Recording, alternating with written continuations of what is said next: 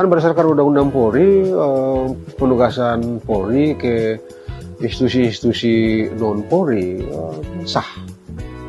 Sampai dengan saat ini pasal atau aturan yang menjadi dasar penempatan anggota Polri di luar Polri kan tidak dinyatakan konstitusional, dan karena itu maka secara konstitusi atau secara konstitusional itulah yang menjadi dasar bagi polisi dan atau pemerintah secara keseluruhan mengambil tindakan-tindakan, sebut saja misalnya menempatkan salah satu atau beberapa anggota Polri di luar institusi Polri.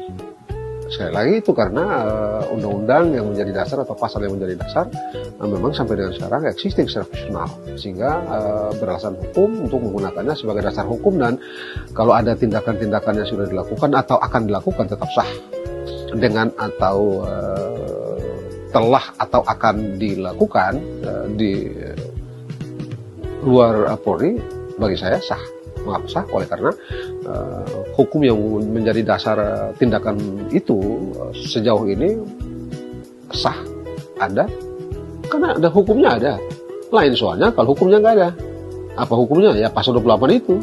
Sampai dengan saat ini sah, eksis secara konstitusional sah, dan karena sah dia menjadi dasar untuk Kapolri dan atau Presiden atau instansi lain melakukan tindakan-tindakan menggunakan pasal 28 itu. Misalnya ada instansi lain, katakanlah kementerian apalah begitu, yang menghendaki satu atau beberapa orang anggota Polri untuk menempati jabatan di kementerian itu misalnya. Mereka silakan mengajukannya ke Kapolri, dan tentu saja Kapolri mesti meminta pertimbangan sesuai dengan tatanan hukum administrasi kita, meminta pertimbangan kepada kementerian yang diberikan wewenang untuk itu.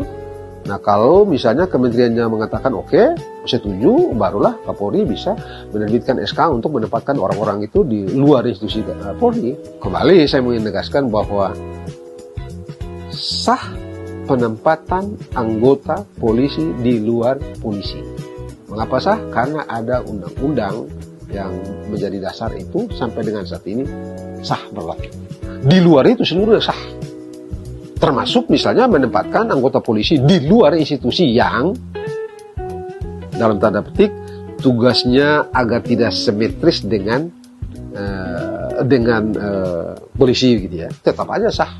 Hanya memang mesti atas dasar permintaan dari institusi itu dan disetujui oleh kementerian dalam yang diberikan kewenangan untuk menilainya. Dalam hal ini adalah Kementerian Reformasi Birokrasi itu. Nah, sepanjang itu memenuhi syarat sah. Karena itu menurut saya putusan Mahkamah Konstitusi yang baru diputuskan tadi itu tidak cukup fundamental